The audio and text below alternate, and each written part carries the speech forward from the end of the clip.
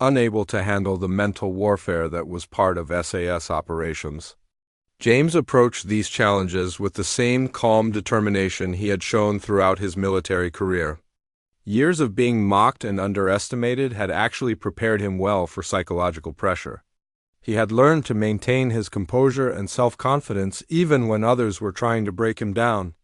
During one particularly intense interview, the psychologist tried to exploit what he assumed was James's weakness.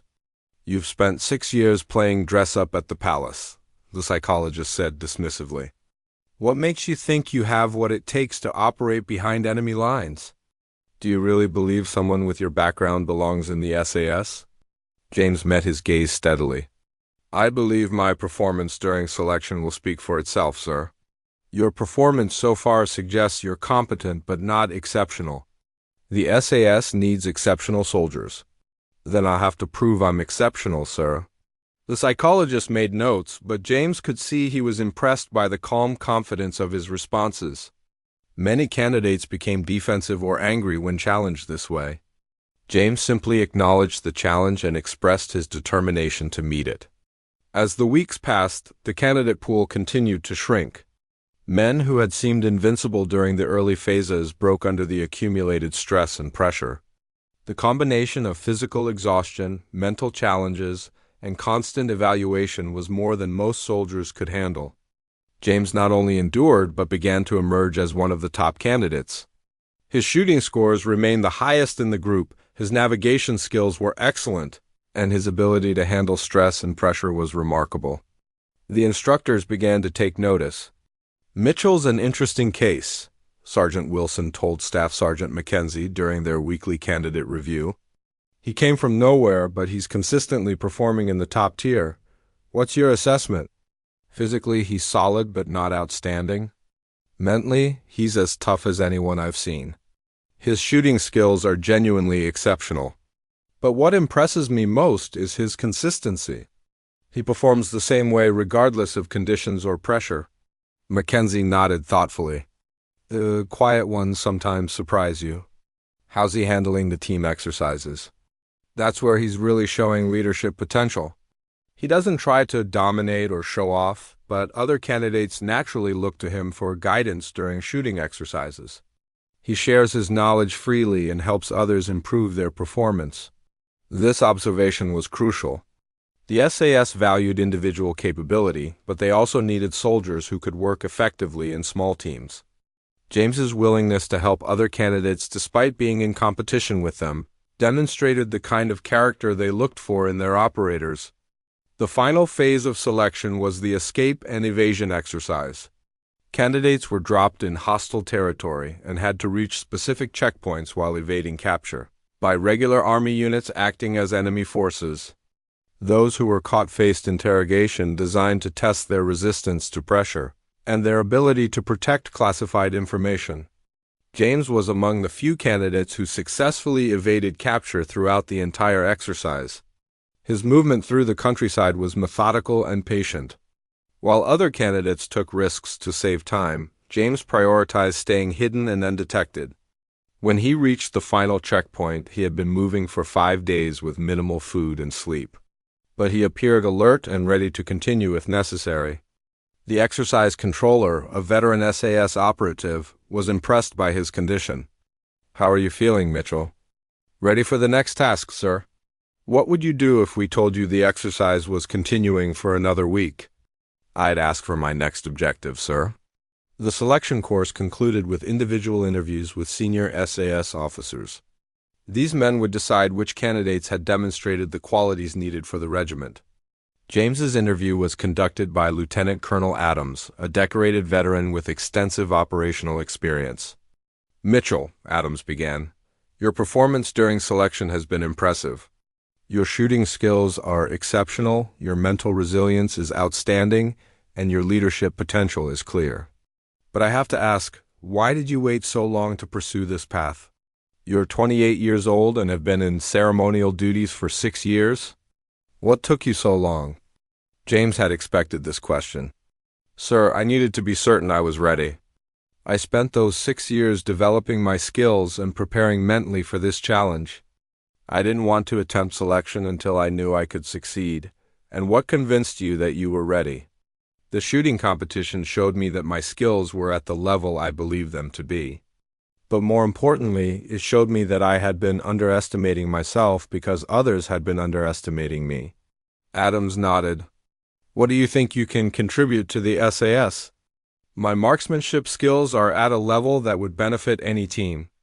My ability to remain calm under pressure and think clearly in stressful situations would be valuable in operations. And I believe my experience being overlooked and underestimated has given me perspective that might be useful in certain types of missions. Explain that last point. Sometimes the best operator is the one nobody expects to be dangerous, sir. I've spent years being invisible. That might be an advantage in certain operational contexts. Adams smiled slightly. It was a thoughtful answer that showed James understood the broader implications of his background and capabilities. 3 days later, the results were announced. Of the 48 candidates who had started the course, only 7 had successfully completed selection. James Mitchell was among them. Staff Sergeant Mackenzie addressed the successful candidates personally.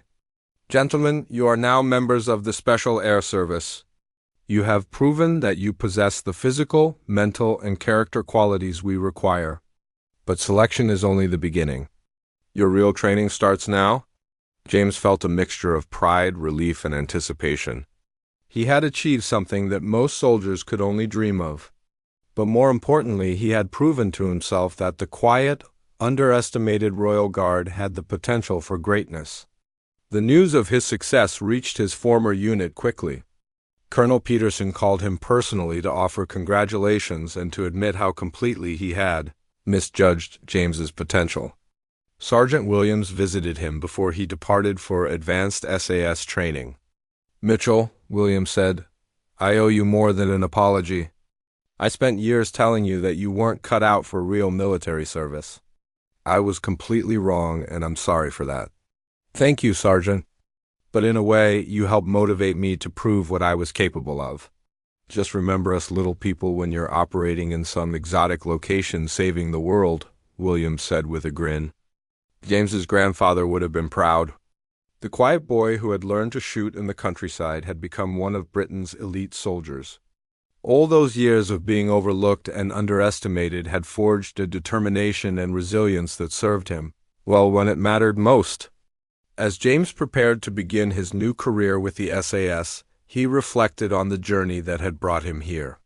From standing motionless outside palace gates to earning the right to wear the famous winged dagger badge, he had transformed himself from an invisible ceremonial guard into an elite special forces operator. The other soldiers in his new unit would judge him based on his performance, not his previous assignment. He would have opportunities to use his exceptional skills in ways that mattered, protecting his country and serving alongside the most capable soldiers in the world. But James never forgot the lesson of his journey.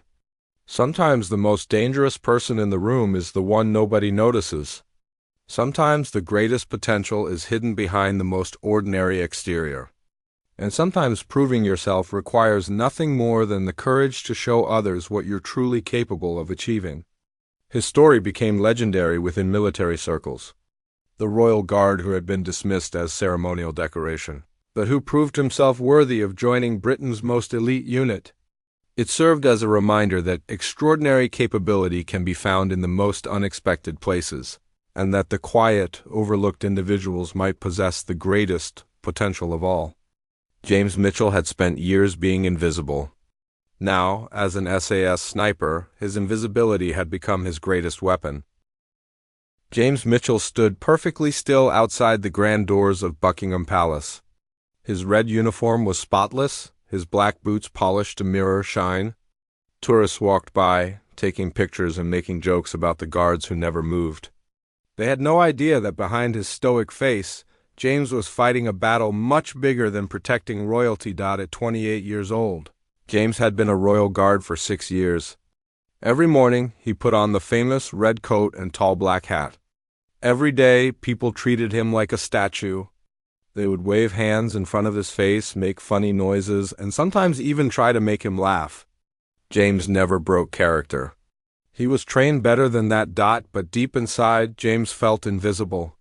Not just because of his job, but because nobody seemed to see his real potential.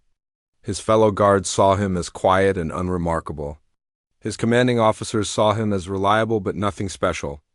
Even his own family thought he had settled for an easy job with good benefits. What they didn't know was that James had been preparing for something bigger his entire life.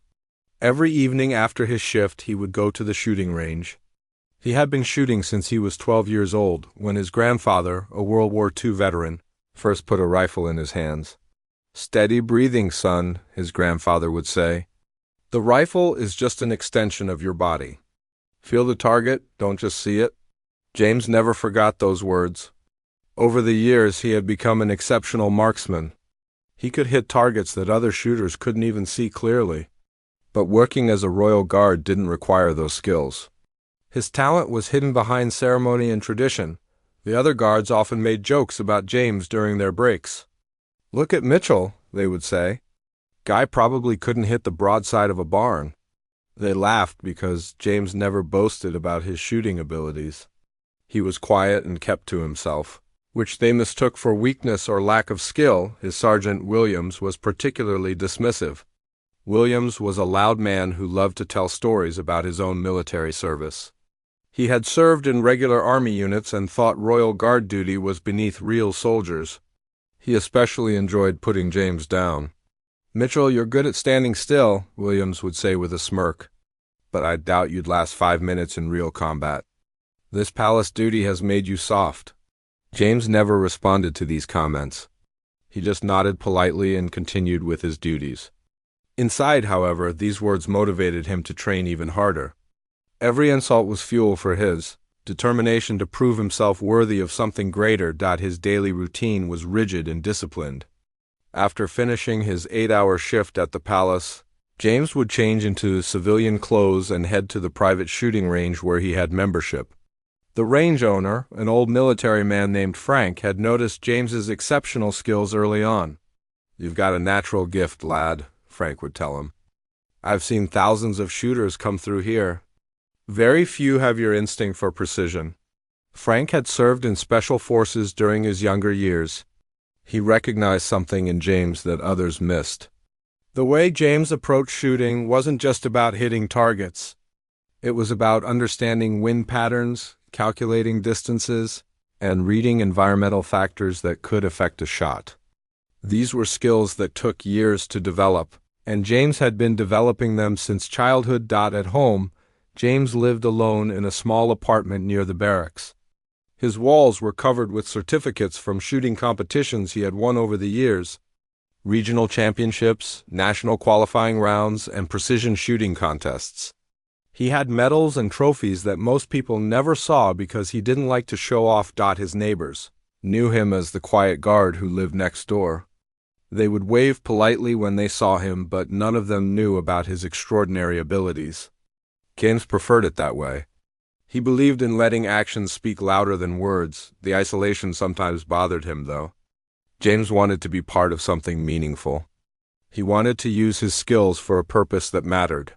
Standing guard at the palace was honorable work, but it didn't challenge him.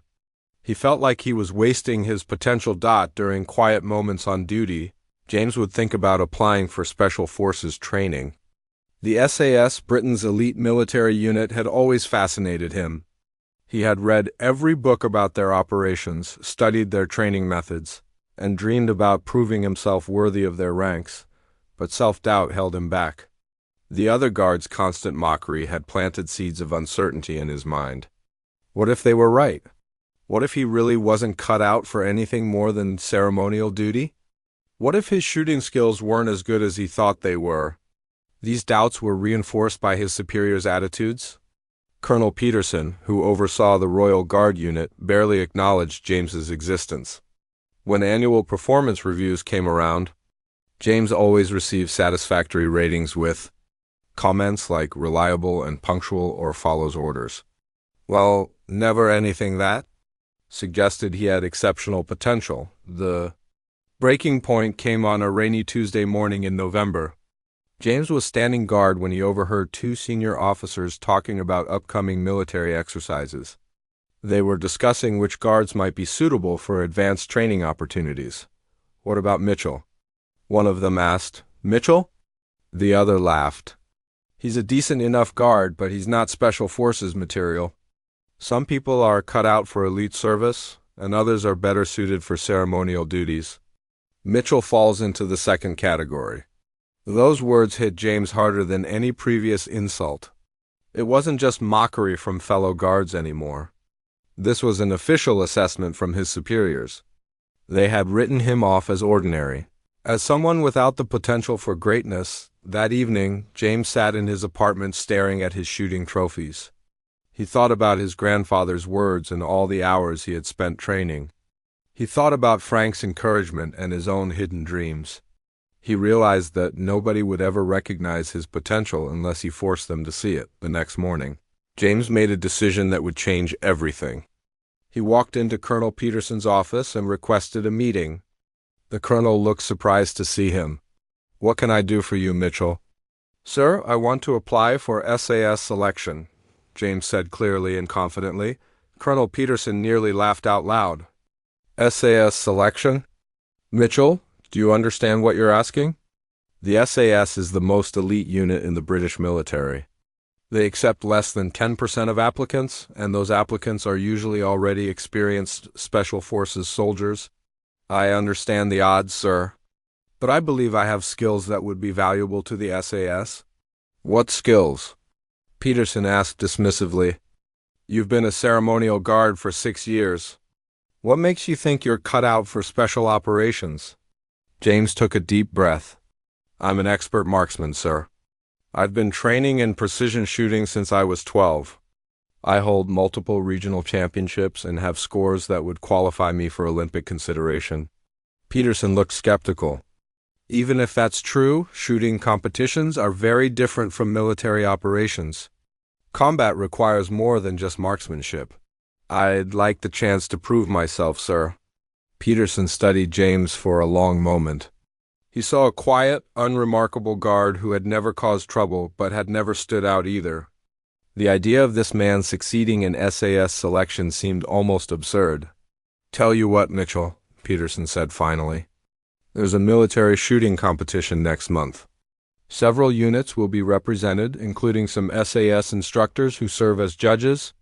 If you can place in the top 3 against real military marksmen, I'll consider supporting your application for SAS selection." James felt his heart racing. This was his chance. "Thank you, sir. I won't let you down." "We'll see," Peterson replied. Dismissed. Word of James's challenge spread quickly through the guard unit. Sergeant Williams was the first to hear about it, and he couldn't contain his amusement. "Did you hear about Mitchell?" he announced to the other guards during their break. "He thinks he's going to compete against military sharpshooters. This should be entertaining." The guards laughed and made jokes about James's confidence. They began making bets about how badly he would embarrass himself.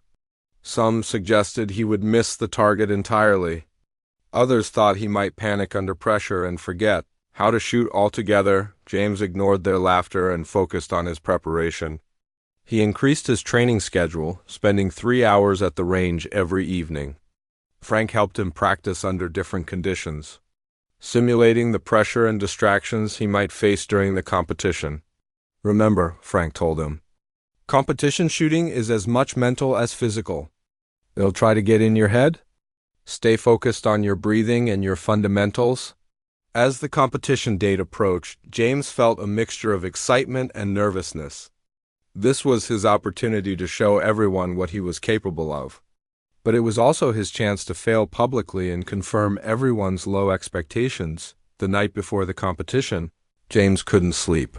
He lay in bed thinking about all the people who had underestimated him.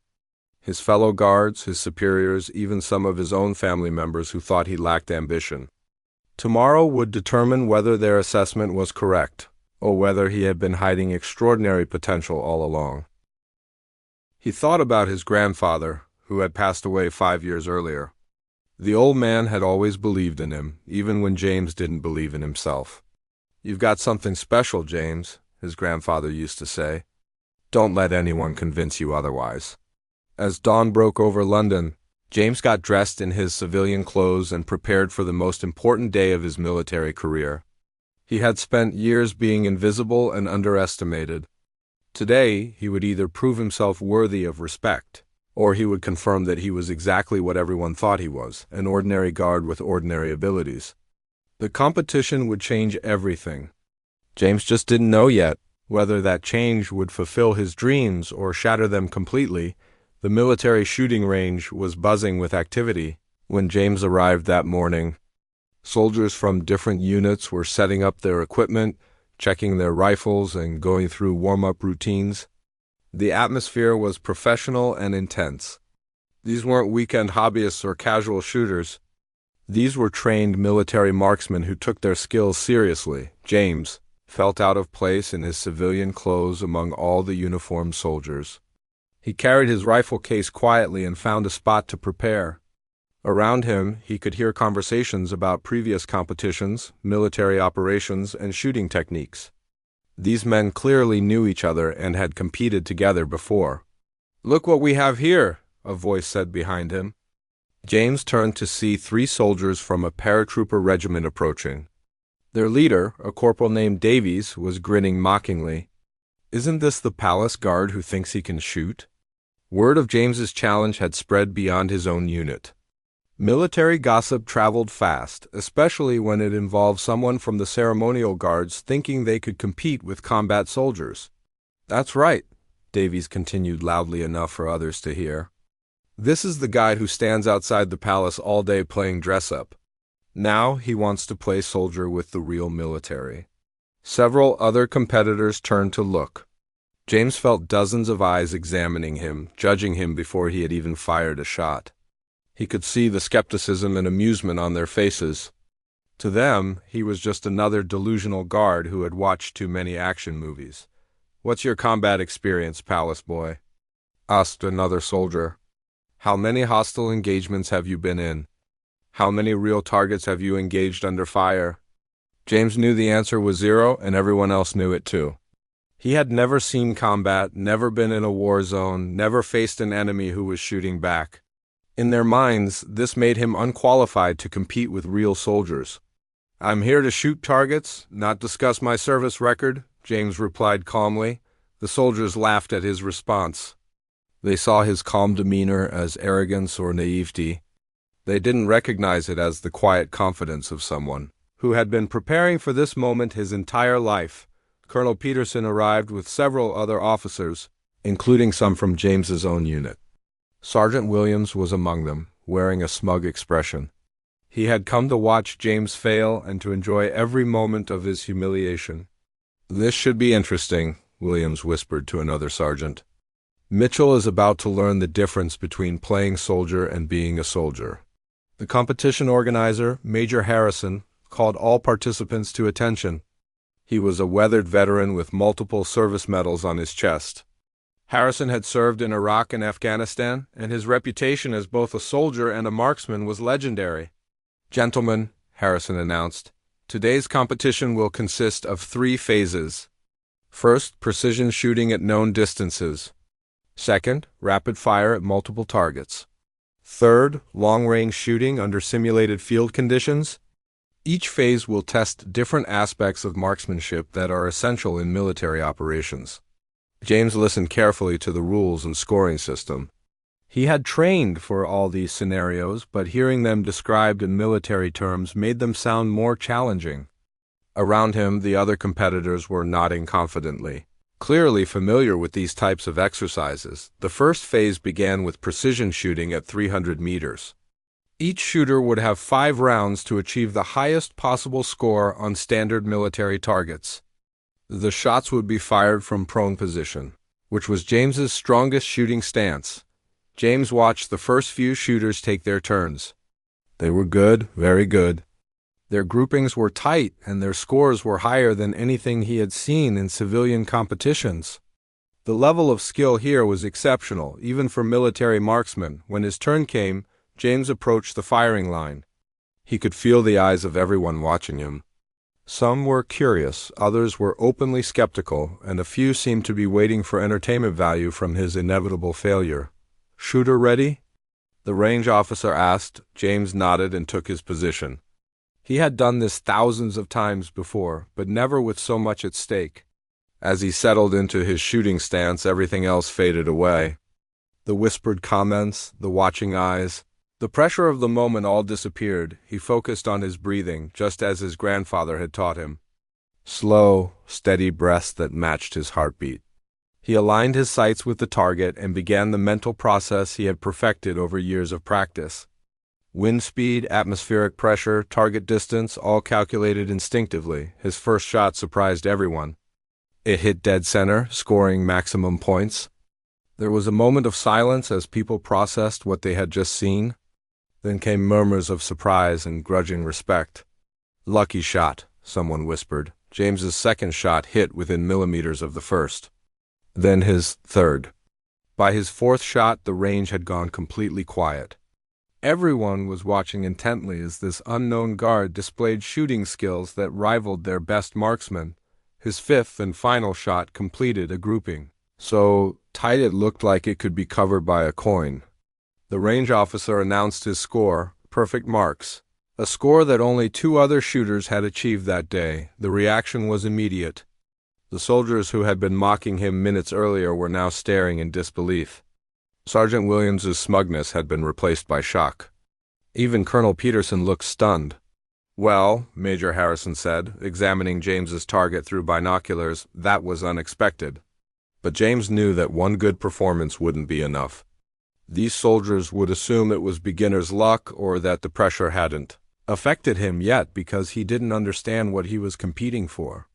The real test would come in the more complex phases. The second phase was rapid fire at multiple targets. Shooters would engage 5 different targets at varying distances within a time limit.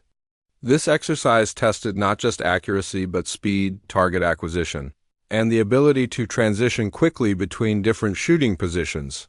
James watched other competitors tackle this challenge. They moved efficiently between targets, their movements practiced and automatic. These were soldiers who had trained for scenarios where speed could mean the difference between life and death. When James's turn came, he felt more confident.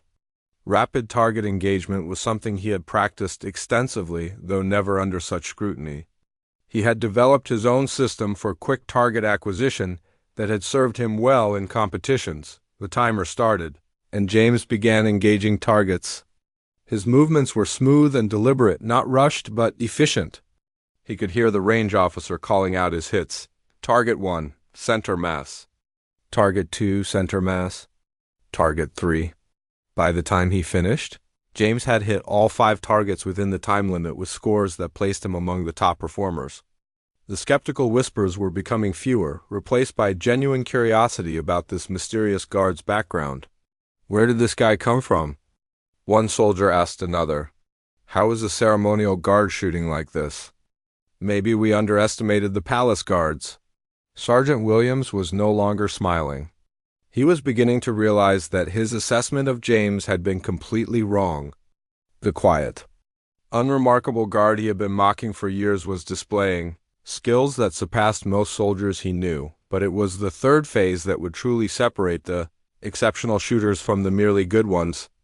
Long-range shooting under field conditions meant dealing with wind, varying light conditions, and targets at distances where small errors in calculation could mean complete misses. The targets were placed at 600 meters, well beyond the range where most soldiers would engage enemies in typical combat situations. This was sniper-level shooting, requiring not just skill but an understanding of ballistics that came only from extensive study and practice. As James prepared for his final challenge, he noticed that several SAS instructors had gathered to watch. These were the men who would ultimately judge whether he deserved a chance at selection. Their presence added another layer of pressure to an already intense situation. Major Harrison approached him before his turn. "Guard Mitchell," he said quietly, "I have to admit, your performance today has been impressive. But this final phase is where we separate the sport shooters from the combat marksmen. The conditions out there are challenging even for our best snipers. James nodded respectfully. I understand, sir. Do you really think you're ready for something like SAS selection? Harrison asked. It was a fair question. James had proven he could shoot accurately under pressure, but the SAS required much more than marksmanship. They needed soldiers who could operate independently in hostile territory, make life-and-death decisions under extreme stress, and adapt to situations that couldn't be trained for. I think I'm ready to find out, sir, James replied. Harrison studied him for a moment. He saw something in James's eyes that reminded him of other exceptional soldiers he had known. Not arrogance or bravado, but a quiet determination that suggested deeper reserves of strength and capability. Very well. Show us what you can do. The wind was picking up as James approached the firing line for the final phase. At 600 meters, the target looked impossibly small through his scope. He would need to account for wind drift, bullet drop over distance, and the fact that the afternoon light was creating heat shimmer that could distort his view. James settled into position and began his calculations. Years of studying ballistics had taught him how to read environmental conditions. The wind was gusting from the southwest at approximately 12 miles per hour. The temperature was affecting air density, which would influence bullet trajectory. As he prepared to fire, James thought about all the people who had doubted him. The guards who had laughed at him, the officers who had dismissed him, the assumption that ceremonial soldiers couldn't be real warriors. This shot would either vindicate their skepticism or force them to reconsider everything they thought they knew about him. He controlled his breathing and made the final adjustments to his aim. Through his scope, the target seemed to dance in the heat shimmer. He waited for the wind to settle and for his breathing to reach the natural pause between breaths. The shot rang out across the range, and everyone held their breath waiting for the result. At 600 meters, it took a moment for the spotters to confirm the hit through their telescopes. Dead center, the range officer announced. Perfect score. The silence that followed was different from earlier. This wasn't surprise anymore. It was recognition. The soldiers around James were looking at him with new respect, understanding that they had witnessed something exceptional. But James wasn't finished. He had 4 more rounds, and he intended to make each one count.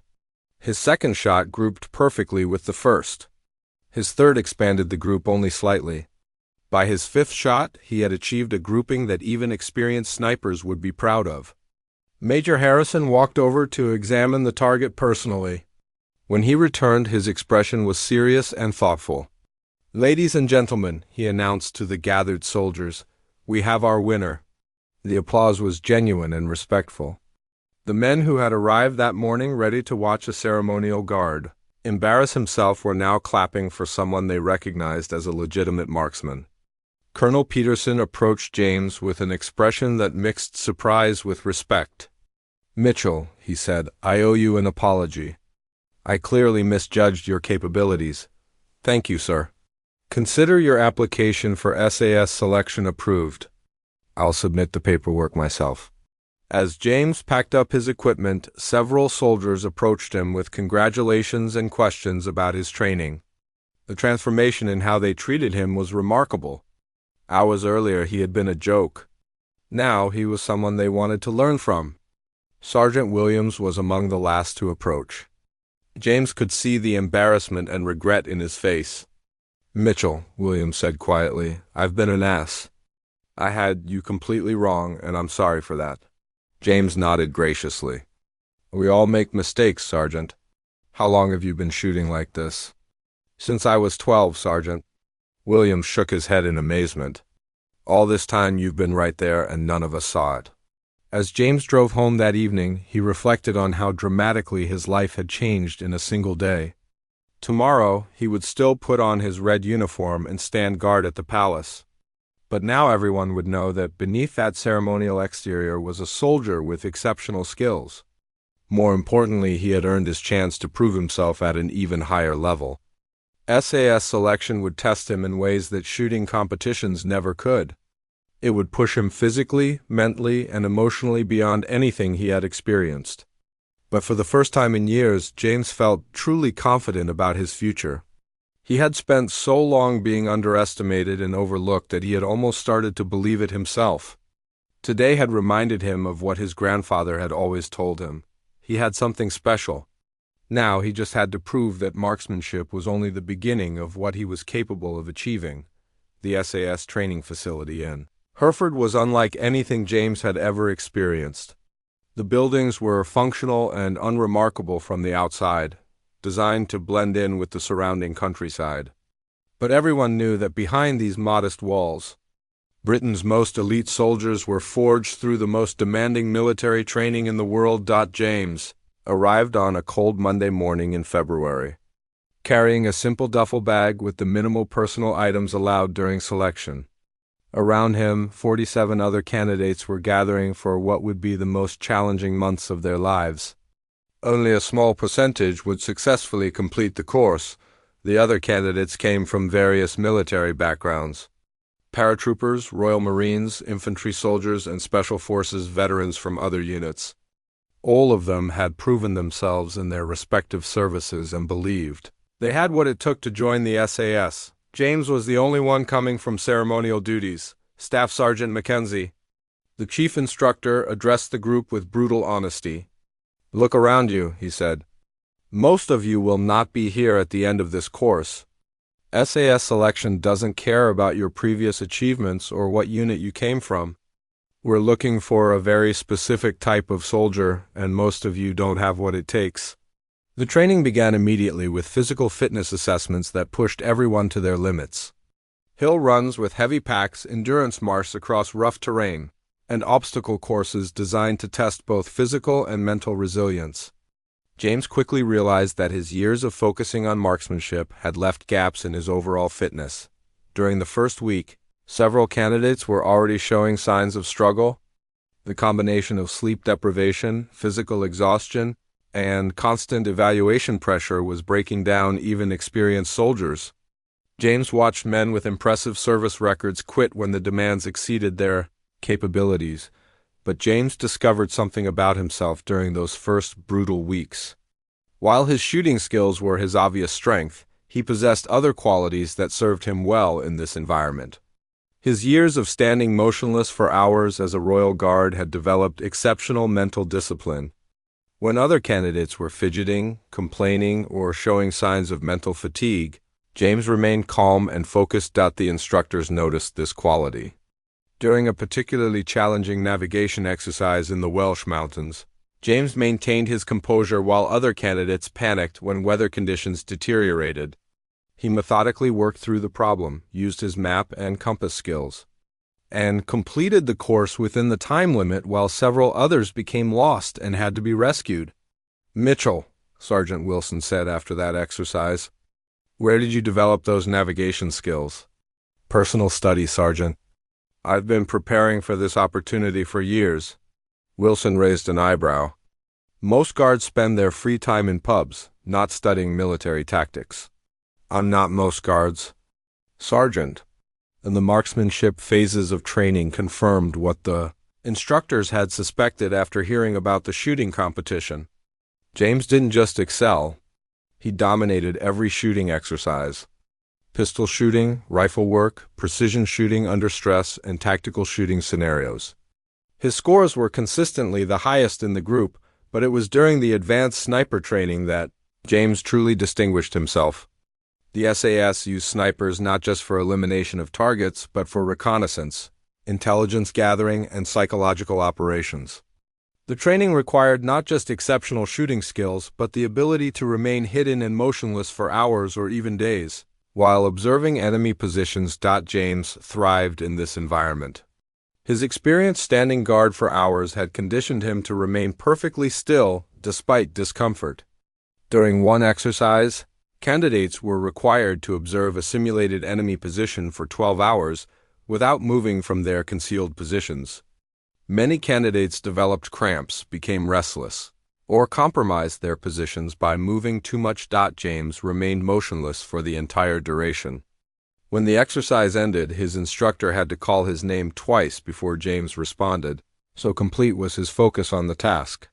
His observation reports were detailed and accurate, noting changes in enemy patterns that other candidates had missed. "Have you done surveillance work before?" the instructor asked. "No, sir, but I've had a lot of practice staying still and watching for details." The psychological evaluation phases were among the most challenging aspects of selection. Candidates were subjected to stress interviews, interrogation simulations, and psychological pressure designed to test their mental resilience.